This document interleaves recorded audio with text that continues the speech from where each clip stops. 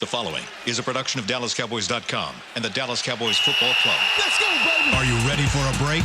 Yes. Are you ready for a break? Absolutely. Ready for a break? Yeah, and so much for that. It's time for The Break on DallasCowboys.com. We were on a break! With Nick Eatman, David Hellman, Ambar Garcia, and Derek Eagleton. It's Tuesday, October 9th, 2018, Season 14, Episode number 56. Welcome to another edition of The Break, live from the SWBC Mortgage Studios at the Star. We've got a lot of stuff to get into today. Yesterday was pretty explosive. Today may not be as explosive, but it'll be a day for some perspective, I think. I think today will be the day when, instead of jumping off the ledge, we'll give you the reasons why maybe you shouldn't jump off the ledge and give some perspective to what you're seeing so far this season through 5 games. Were we explosive? Fourth and one. Oh, it was definitely explosive. It was pretty contentious. Oh, it was definitely explosive. I don't think it was as explosive as Talking Cowboys? Talking Cowboys. That's because we all like each other and we get along really Talking well. Cowboys gets contentious about whether or not it's raining outside. Right. Like that's nothing new. Like we disagree, but we disagree friendly. Like we're friends. We can have a friendly I like you discussion where we guys. disagree. I right? like y'all. So let's get into it. I guess the first thing I want to get to today is just talk a little bit about this NFC East. I mentioned it yesterday. And I know Dave doesn't like this conversation because as bad as the Cowboys are, I don't think you like even mentioning the fact of where they sit in a bad division. But right now, they are only half a game out of first place in the NFC East. Right now, Washington is 2-2 after they get blasted last night, which I don't know that anybody couldn't have seen that coming to some degree. When Breeze is going for this record and they're at home in New Orleans, just everything about that, as they were talking about in the pregame, I'm like, this has a beat down written all over it, and that's exactly what they got last night.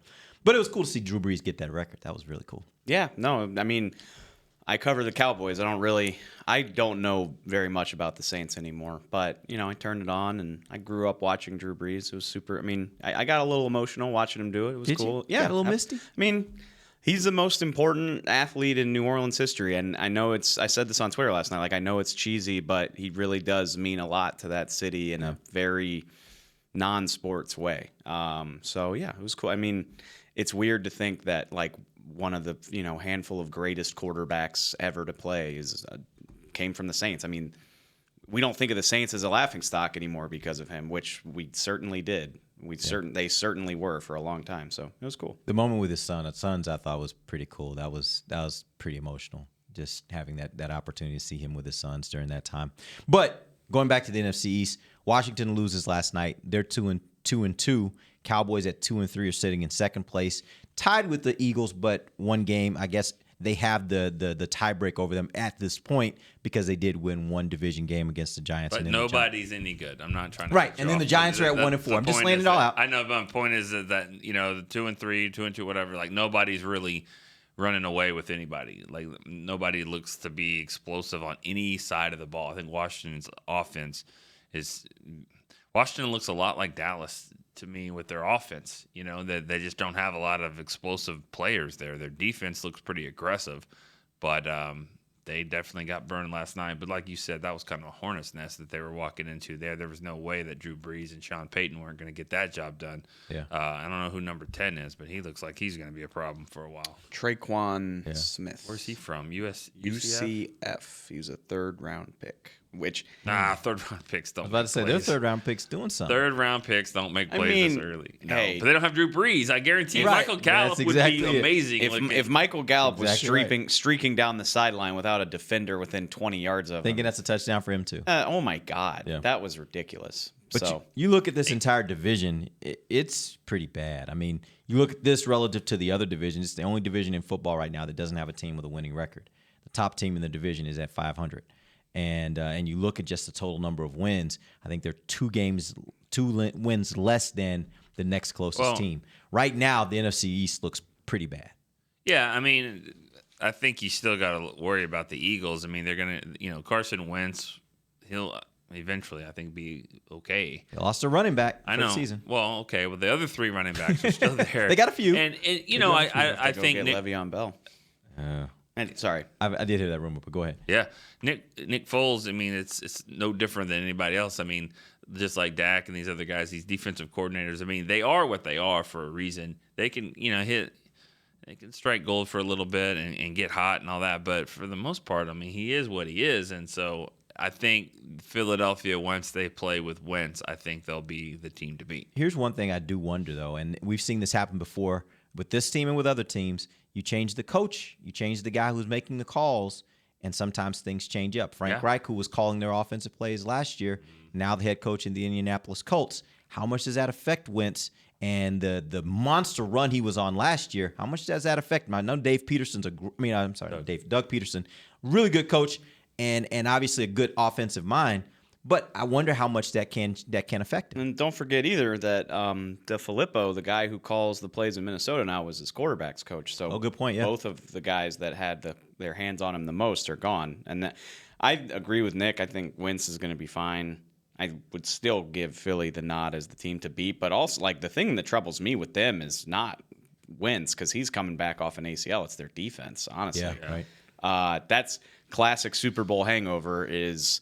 You let Vinny Curry go. You let who else did they kick off of that line? I know they I think two of them are in Tampa now. I can't remember. Vinny Curry's gone. Now, they did replace him with Bennett. Yeah, right? No, they did, but new pieces, and then Rodney McLeod goes down with an injury, and their secondary all of a sudden looks like it sucks. Yeah. Jalen Mills is having his struggles. Malcolm Jenkins is a good player, but he can't do it all himself. So there appear to be some really serious flaws there. Like I would guess they'll probably get it together, but they've already lost as many games as they did all of last season. Mm-hmm. And, the Giants are they're interesting because, they went to Carolina and they put up some points there late in the game. Of course, lost by a 63-yard field goal. They good enough to win. They've got issues in the locker room, obviously, with Odell and talking and all that kind of stuff. But I think their GM, I think that their front office is starting to figure it out, because they decided to part ways with Eric Flowers. So that makes me think that, they're actually getting it there, because now they do think they can get a trade for it. No, I think they were just putting it out there like, hey, by the way, we're cutting this guy. Anybody wants him. I don't care. If anybody wants him, just let us know. Otherwise, we're cutting him. Yeah, who's going to say, ooh, I'll take that? Well, I don't know, but I think that was just kind of their last-ditch effort, just to say, yeah, we're making this move if anybody should happen to want him. Did anyone jump in under the mailbag with that? Because anybody that gets put out there, they say, hey, what about the Cowboys? Did anyone do that? But Brian was giving me crap about it this morning. Like, I'm not the mailbag guy anymore. Rob's been doing it this season. And Brian was like, you haven't even looked in the mailbag this year, have you? And I was like, no, Rob's on top of it. Way to go, Rob. So nice job. I owe him and for you that. Came back and said that's because I'm reading your stuff. Yeah, I was like, I do plenty of stuff. Like, I'm sorry that I'm not doing the mailbag. Brian just loves to find ways to needle me about things. One other question I'll throw at you guys about the NFC East. You think any chance that the Redskins at the end of the season are going to be at the top of this division? I mean, the only team, I don't think the Giants will be at the top of the division. Everybody else I could see, which it's weird. That's what I was going to say is I got to readjust my mindset, because the Cowboys were great in 2007. And then the Giants won the Super Bowl. And then the Giants were like pretty good in 2008, but not as good as they should have been, probably. Same goes for the Cowboys, obviously. But then from like 2009 to 13, you were just trading one team having a decent season and everybody else kind of sucking. And then from 11 to 13, it was everybody sucked. I mean, I said this last night on Twitter. It reminds me of 2013. Cowboys were trading wins and losses, and they didn't look very good. But it was like, well, who else is any good? Like, everybody else sucks too. They're gonna beat each other up. But then from 14 to 17, it wasn't like that, because the Cowboys were great in 14. They were terrible in 15, so we weren't even talking about this. They were great in 16, and the Eagles started 9-1 last year. So you haven't had this problem where there wasn't a good team. But 15 was very similar to this. As bad as the Cowboys were that year, they weren't out of it. They weren't out of it to the very end. Who won it? The Redskins won in 15, which again, I think they won it at like 9-7 though. Like, they weren't great. I just looked at that offense. I just don't see the guys there that'll. Obviously they have holes in defense because they got put up 40-something points on them last night. But I just don't think their offense is going to be good enough to like win a bunch of games. They don't really know what they're doing at running back, seems like, and then different guys and receivers. Nobody really scares you there. And I think I agree with you, but I'm not ready to rule them out. no, I mean, Nobody should be ruled out. No. And they beat the Packers. And the Packers look surprisingly bad too. So maybe that's not this amazing win. But we'll see. These division games will come down. It'll be interesting. There's a lot of division football games to be played. I mean, am I wrong by saying that it's just Dallas and the Giants? Has anybody else played within the division? I don't think so. But don't think so either. Eagles do play the Giants on Thursday night. Thursday football. night. I mean, and I think when you break it down at the end of the year, I think the teams that are going to be the division that's going to be one of the best in football, I think, is going to be the AFC South. I do think Jacksonville will be there. Tennessee looks pretty good. Oh, they've kind of taken a little step back. Well, haven't they? Houston's that's true. They lost to the Bills, and Houston I think is actually moving up. That'll do it. I'm just saying, and they have I'm faced going- them a lot. This division has faced that division a lot this first month. I think the AFC North is going to be the toughest division when it's all I said think, and done. wow, we all disagree. I think the NFC North. Really? Yeah. I mean, the Bears are the hottest team in football, or well, the Chiefs, but the Bears are hot. The Packers have Rodgers. As long you as can't they count do. them out, yeah. And then the Vikings are stacked. So, and the Lions are not a pushover. They Right. never will be. I when mean, they you have I have- can kind of agree with that, but I think just because the Browns are now actually playing decent football, I think you could say the same thing across the board about the AFC. The Bengals look North. really good. Wait, I mean, really, is the NFC East one of the 2 or 3 worst divisions in Oh, football? yeah. Maybe the worst. I mean, Nah. I'm having, other than maybe if you want to put the NFC South in there, NFC South is having its struggles. Outside of the Rams, they really got nothing going mean the on. NFC there. West. I'm sorry, NFC West. I'm sorry, NFC West. If Yes, unless other than that's the a bad Rams, they division. really got nothing else going see. on. I don't I think they would got another throw team the- with a winning record there. I would throw the AFC East in there. They have the best team in football, but Yeah. they've been garbage for 20 years. And Like that no team- team in that division is any good. And that's Yeah. the thing about it is right now everybody can just get their ass kicked. Everybody can. Who's the best team in football? The Patriots? Is that who you just said? Well, I meant over the last. and I 20 agree with years. you 100%. That's who I thought you were talking about too. The same team that got wrecked by the Lions, and and the Vikings look pretty good, but the Bills smashed them, and everybody's kind of had one. And then is it this week that the Chiefs and Rams play? No, it's next month. Next month? Oh, that's in Mexico. Yeah. Yep.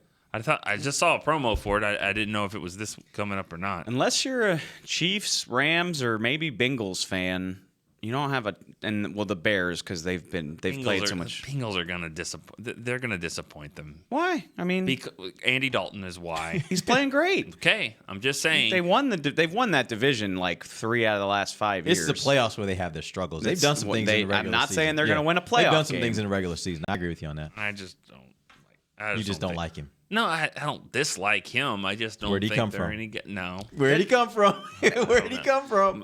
I think he's from Rockwall. No, where'd he go to college? I don't know. Not a fan. I think that has a little bit. I Just a no, little it bit. doesn't. No? that No? not that point. Okay, No. all right. Amber pointed this out last. I mean, you can't use those preconceived notions in an NFL season because you said that about the Eagles last year, and they went 13-3 and won the Super Bowl. Okay, let's put it out there. What the Bengals? I mean, it's their problem. I mean, they already have 4 wins. They're a 10-win team, and that'll get you to the playoffs. I don't know if they'll And then win. you the just see what division. happens at that Yeah. point, right? If you get to the playoffs, you Will see what they happens. be in the AFC Championship? I game? doubt it. But And that's just based on history. sitting here, That's just me taking the field. Like, oh. yeah, I mean, Right. who the hell knows?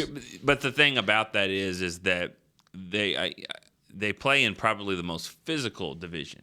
I mean, the Ravens, the Browns have gotten their defense is Their defense is playing really well, yeah. and the Steelers, of course. It is tough to do anything really from that division just because they beat each other up. Yep. So I just history tells me that the Bengals probably won't sustain it, but. We're going to take our first break. When we come back, we're going to talk number 1 wide receiver. Jerry and Steven certainly have, and boy. they had some interesting things to say. We'll do that when we come right back. This is DallasCowboys.com radio. If you're like me and you love... if you have a thing, then cutting the cord is scary. But then I found out I could switch to DirecTV Now and still get the live sports I love. No satellite needed, no bulky hardware, no annual contract, just... Get the live sports you love. Try DirecTV Now for $10 a month for 3 months. Visit DirecTVNow.com. DirecTV Now. More for your thing. That's our thing. Use code REALDEAL. Limited time. Price for little package. After 3 months, renews monthly at full price. Currently minimum $40 unless canceled. Prices may change. New subscribers only. Cancel anytime. Content varies by package and may be limited. Restrictions apply. Star Sports Tours is the only official fan travel partner of the Dallas Cowboys, offering exclusive game weekend travel packages with sideline access and photo ops with current players, alumni, and cheerleaders. That's not all, though. You'll get to talk X's and O's with Senior Director of Player Personnel Will McClay, and of course with yours truly, me, Brian Broaddus. You can trust the official fan travel partner of the Dallas Cowboys, and with us, you'll travel like a pro. Visit cowboystravel.com to book your travel package today. Want to use what the pros use? How about the official men's skincare brand of the Dallas Cowboys, Jack Black? Right now, you can get the Jack Black Playmaker, a curated collection of Cowboys locker room favorites for just $10 with free shipping. The Playmaker includes 4 Jack Black skincare favorites, plus a full-sized Intense Therapy lip balm and a Cowboys can cooler. Go to getjackblack.com/Cowboys and use the code word Cowboys. The Jack Black Playmaker, $10, free shipping. While a player can look good on paper, it's when he's out on the field that you really find out what he's made of. That's why the Cowboys rely on more than stats and scouting reports when building their team.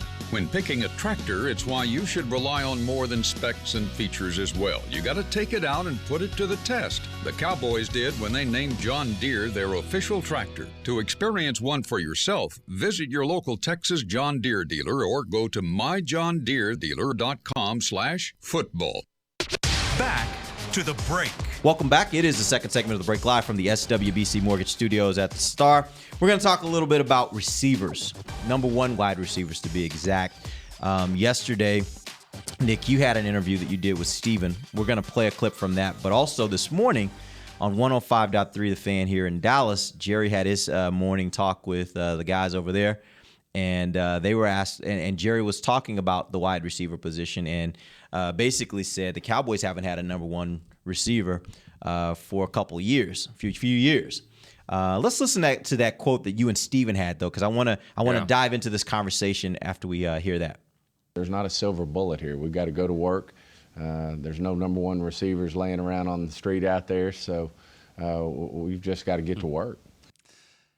And Give us the context of that, Nick, because you were doing the interview. I'd asked him, I said, we talked about number one receivers all off season, and that the thought was that you could get this done by committee. After seeing the first 5 games and seeing what Houston's number one receiver did single-handedly, do you still feel like, that you don't have a number one, you need one?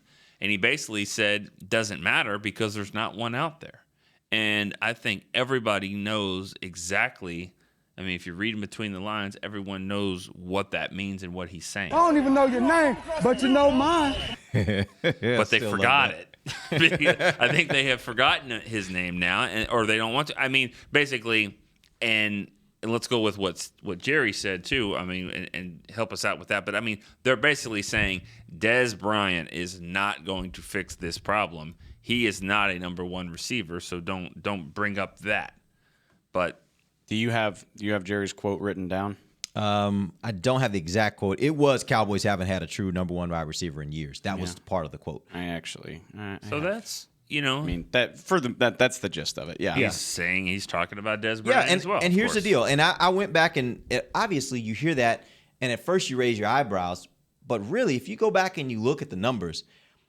All the way back until probably 2014, or not probably, 2014 was the last time Dez had numbers that reflected a true number one wide receiver. I'm talking about in the top 10 in categories. I did the math. Of receiving and touchdowns and yards. I did the math when I wrote the story about Jerry's comments. Over the 3 years after he signed his $70 million deal after the 14th season, in the 3 years after that, he averaged 50 catches for 678 yards and 6 touchdowns per year.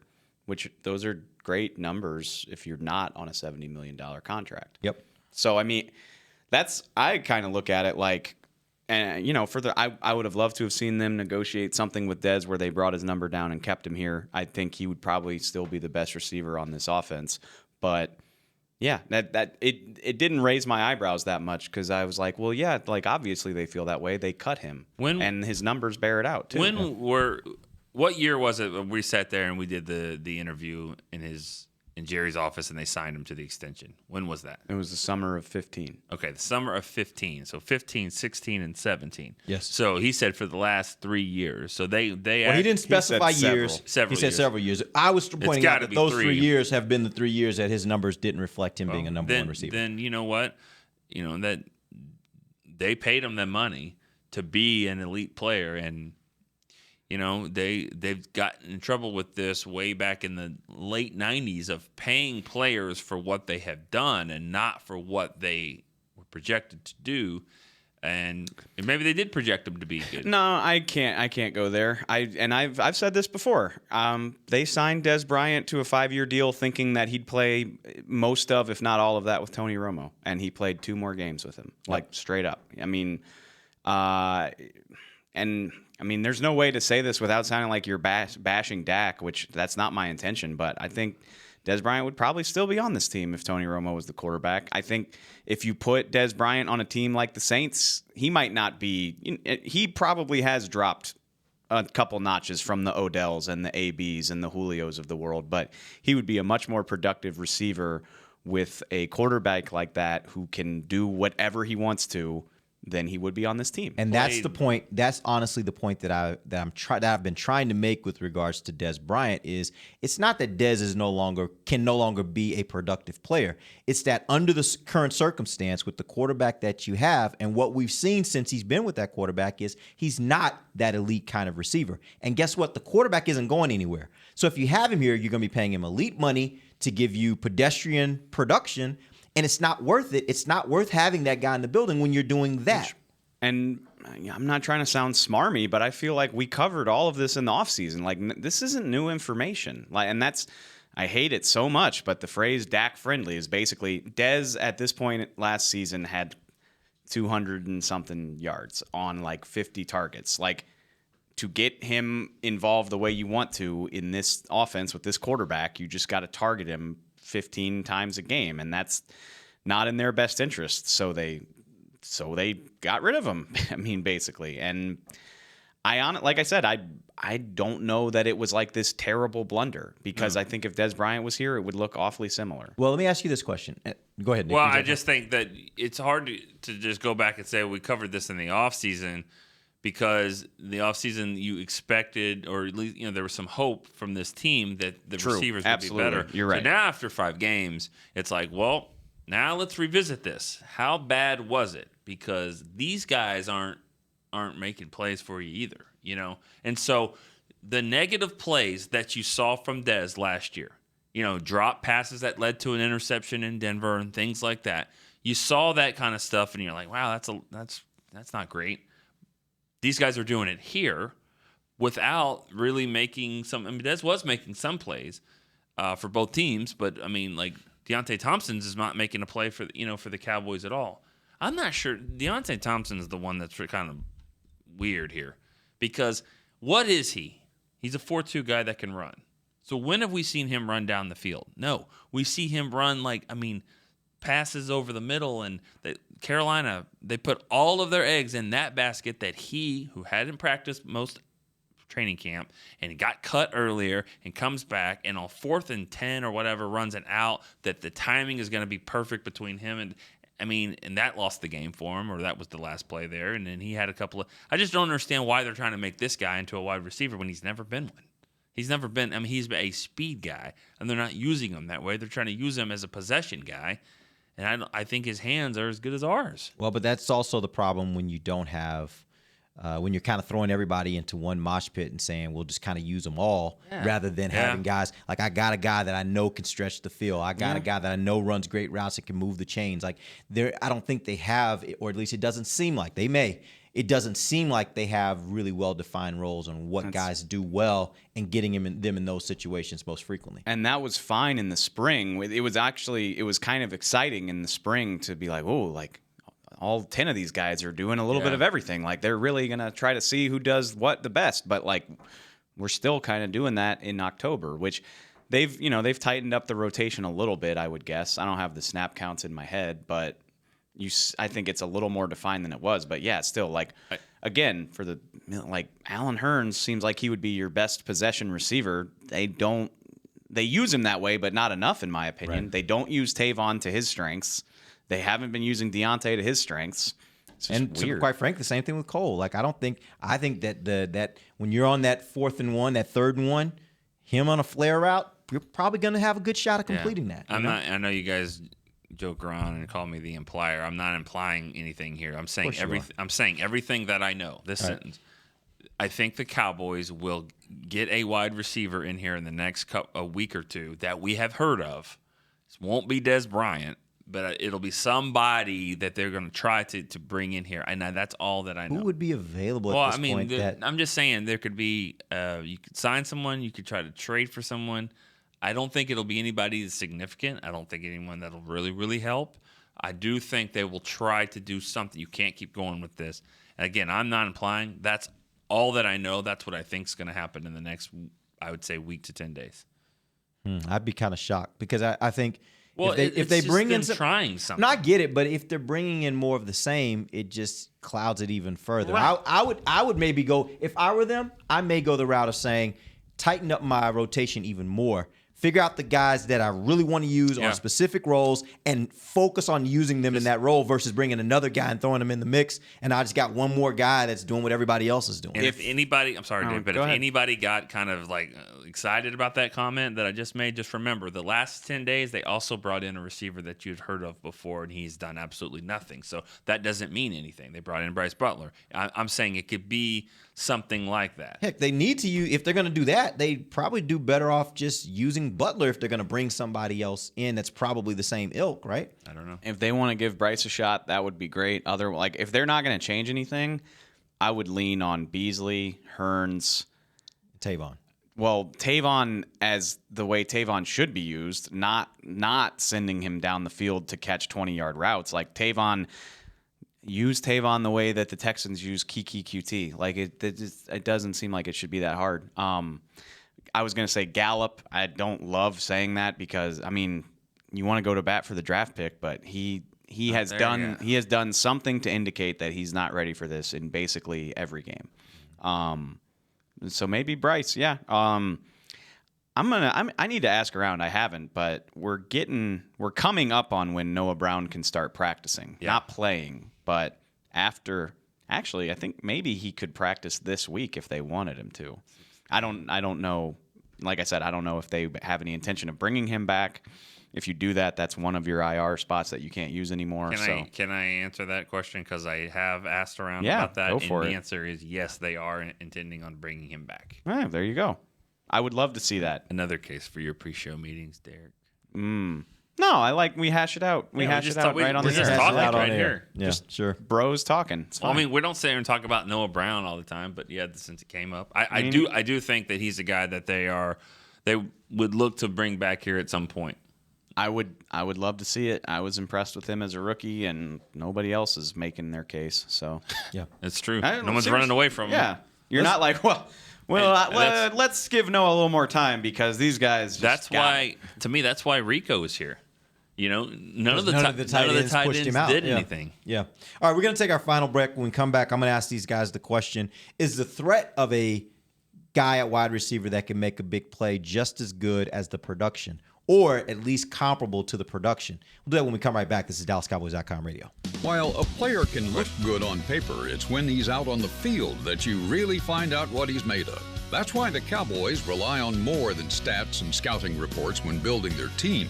When picking a tractor, it's why you should rely on more than specs and features as well. You got to take it out and put it to the test. The Cowboys did when they named John Deere their official tractor. To experience one for yourself, visit your local Texas John Deere dealer or go to myjohndeeredealer.com/football. It's time for Tailgate with the OtterBox boys. OtterBox, the makers of those crazy protective phone cases? The one and only. They're also wild about protecting parking lot parties from sad drinks. It's why they made elevation tumblers. Rumor around the crockpot is they're made from stainless steel with a copper lining to keep temps hot or cold. True, they even come in 7 different sizes, up to 64 ounce, the growler. I like how OtterBox drinks. Thanks. And that's been Tailgating with the OtterBox boys. Check out all the colors and sizes of their elevation tumblers at otterbox.com. Want to use what the pros use? How about the official men's skincare brand of the Dallas Cowboys, Jack Black?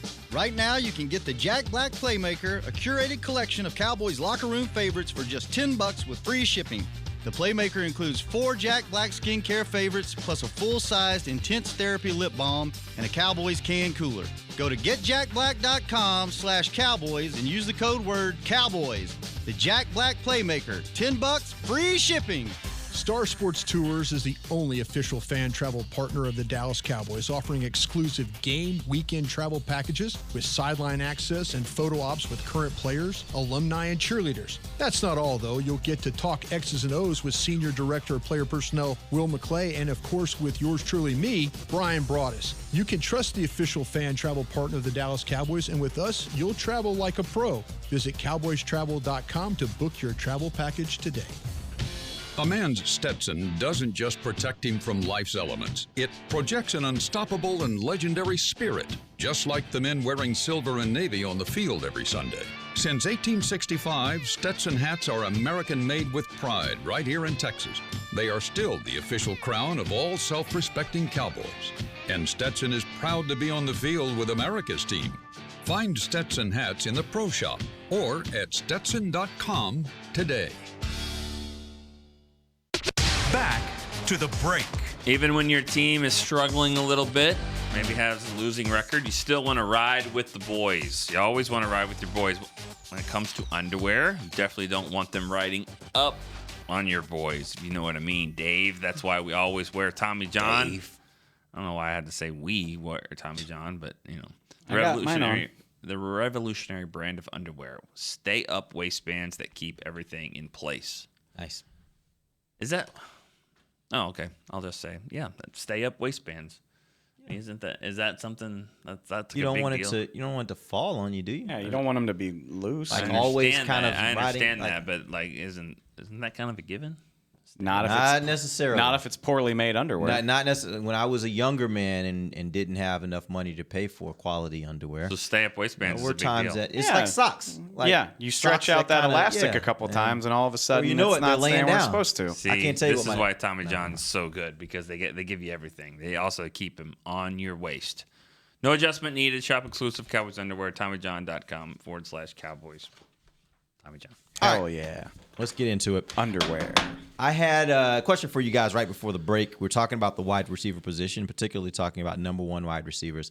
I had a fan on Twitter before the show bring up what I thought was a very valid point, or at least a point that was worth discussion, which is last year, despite what you thought about the production from Des Bryant, despite what you thought about the production from Jason Witten, the fact is when Jason Witten and Des Bryant are on your offense, defenses have to account for them, because if they don't account for them, they can make them look silly, right?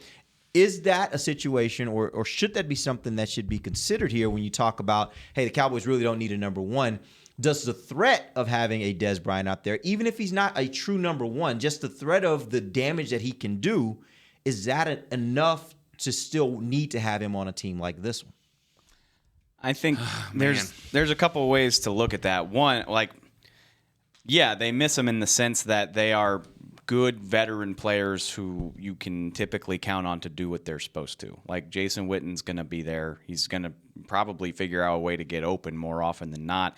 Des Bryant can still do Des Bryant things. Nick brings up the slant against the Giants all the time. You have to cover him, but to go back to Jerry Jones's point, it's been a long time since I remember, I think it was 14, first time we really thought those Cowboys were a good team. They smashed the Saints here in AT&T, week 4, I think. Literally, the Saints put 2 corners on him. And I'm not talking about, rolling a guy over the top. Literally, they had 2 guys. It looked like it was a punt, right? Yeah, and Dez was literally standing on the sideline are y'all kidding me right now? Right. Not this. He was standing in place in the formation okay.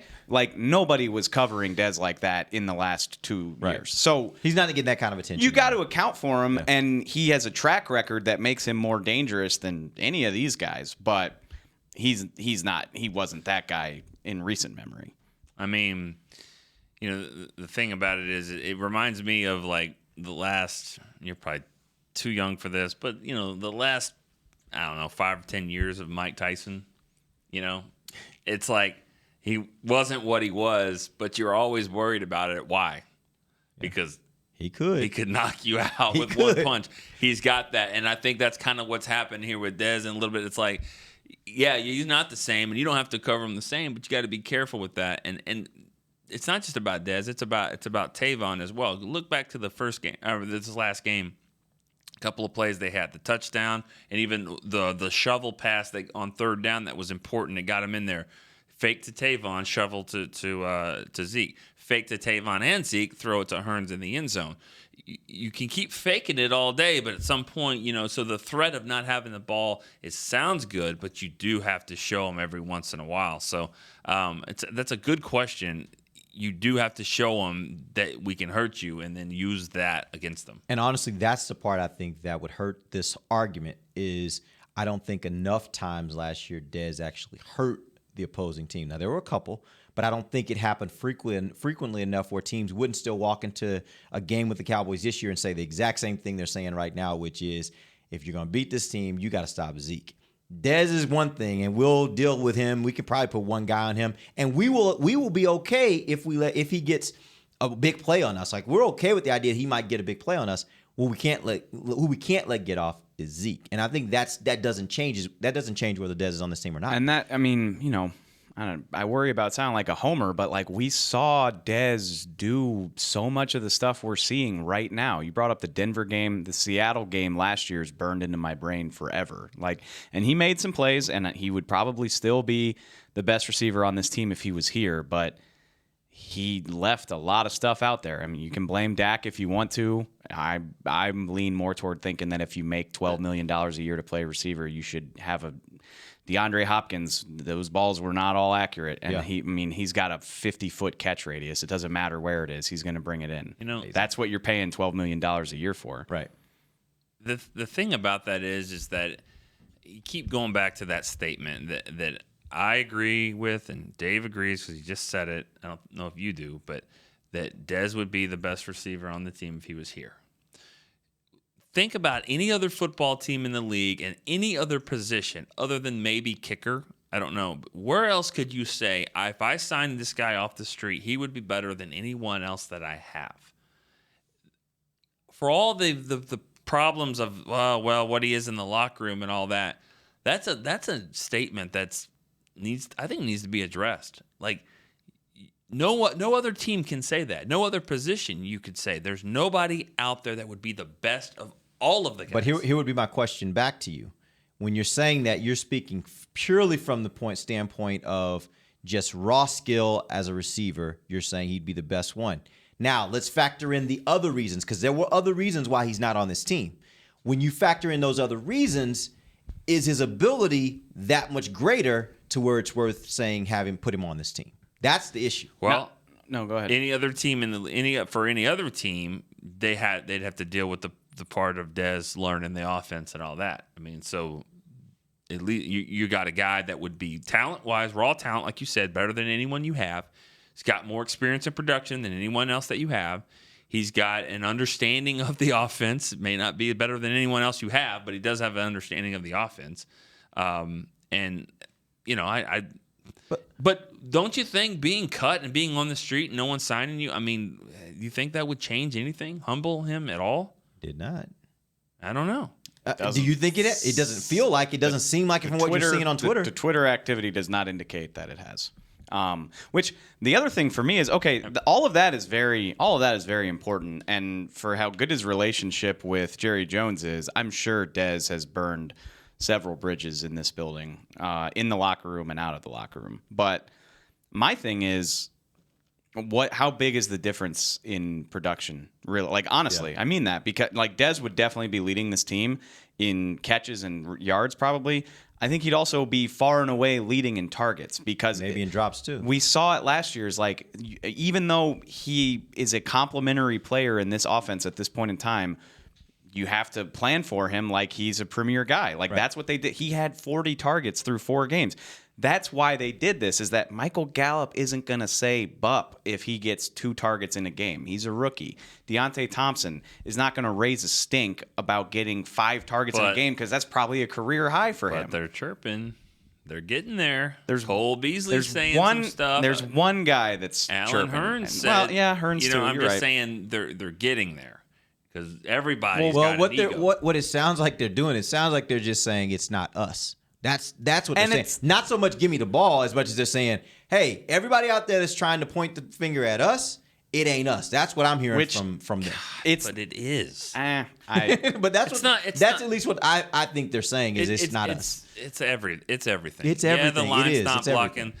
Great, but they're not getting open. But that's why I said yesterday, there's only one of all that we're talking about. There's only one or two positions that our expectations were different than what we're seeing right now. Yeah. And that's the offensive line and running back. That's the only ones we had high expectations for. Cole Beasley needs to be the number 3 receiver on this team, and he's not. He's the number 1 receiver, and that's the problem. He needs to be number 3. He needs to be the guy that's the mismatch guy.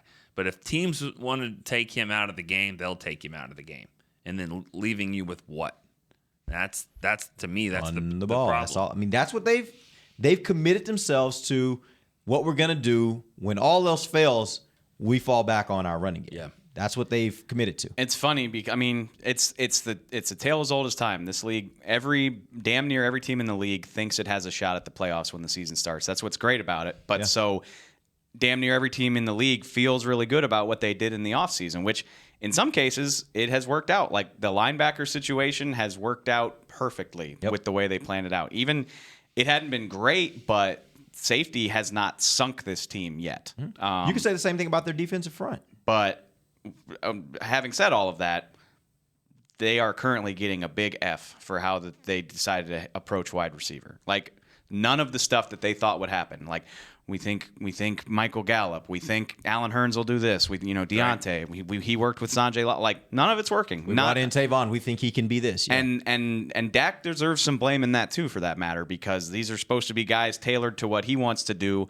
and they might not be getting open. They certainly aren't getting open all the time, but he's missing throws as well when he's having those opportunities. I just thought about something. Has anybody asked the question, what happened to the whole concept of Tavon being a web back?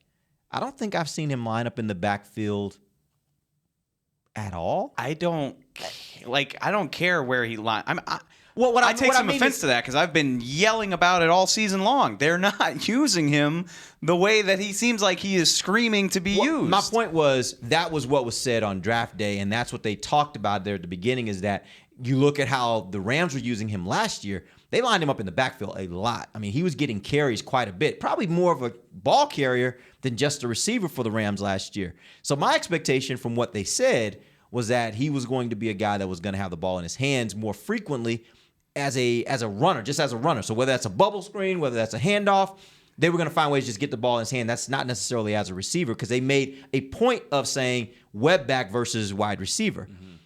At what point did that change? And if so, why did they decide to do that versus using him more in that role?